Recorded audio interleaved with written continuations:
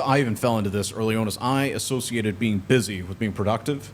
And you and I and everybody else that works for the team, we don't just do busy work. We don't do things just to do things. We have intention behind what we're doing. Everything leads to a specific outcome.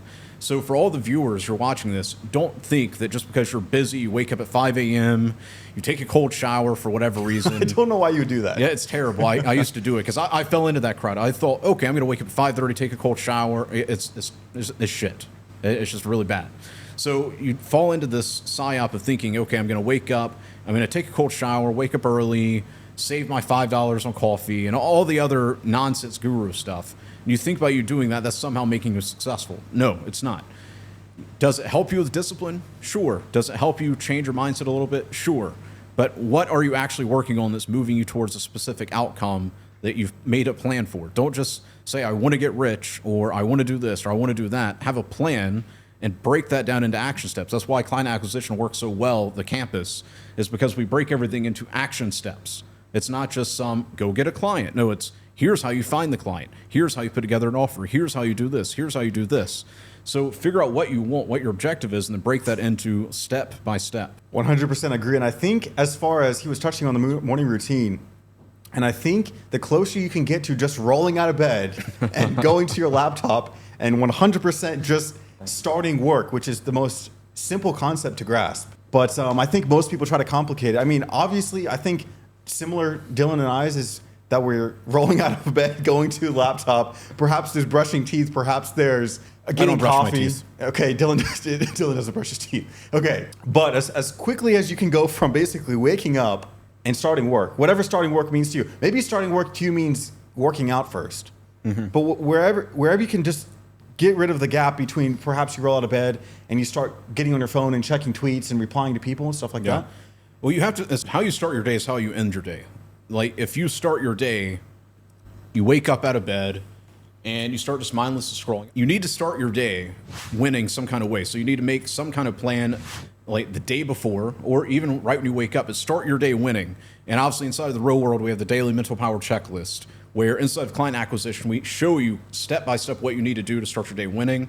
Because if you just start your day mindlessly scrolling and you go into this like brain haze, like you know what I'm talking about. You just go into this like brain haze and you feel your motivation dropping and then you just reactively go through the rest of your day, it's going to be a trash day.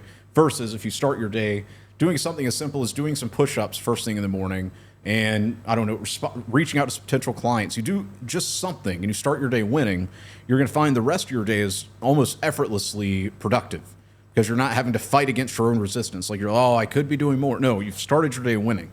And it's going to carry over into the next day, and then as you start really understanding what you need to be working on, that's when momentum like kicks in, and you're able to all of a sudden you're like, oh wow, I've got a client, and my social media is growing. Now I'm building a team, and you just keep expanding.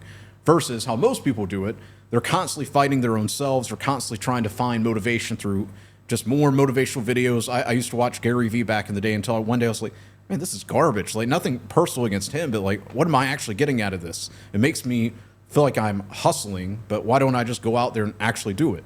So instead of you just watching motivational videos and mindlessly scrolling and somehow finding the secret on some social media platform you're just scrolling on, go out there and actually do it. And it starts first thing in the morning. Yeah, I do think there is some kind of lag in your brain whenever you try to fill it with a bunch of useless information. Mm-hmm.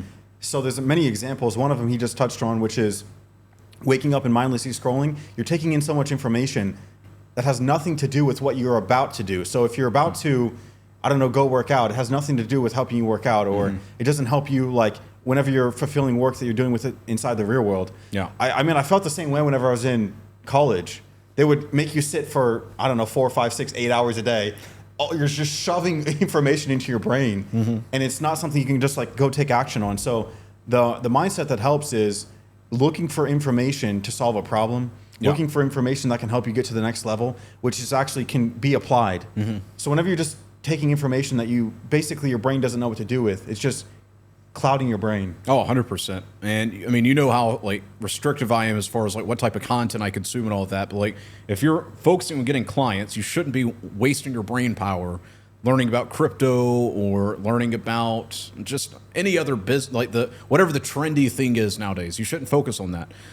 What you should do is focus on actually building your service-based business, aka freelancing, taking on your client, get your second client, focus on fulfillment, and then once you actually have some cash flow, at that point you could look into crypto or something like that, because now you actually have cash flow you can invest into it. So at that point, once you've actually built up your business, you have cash flow, now you've got some way to multiply it. Don't get psyoped into thinking you're going to put like $10 into some coin to make like a $2 billion.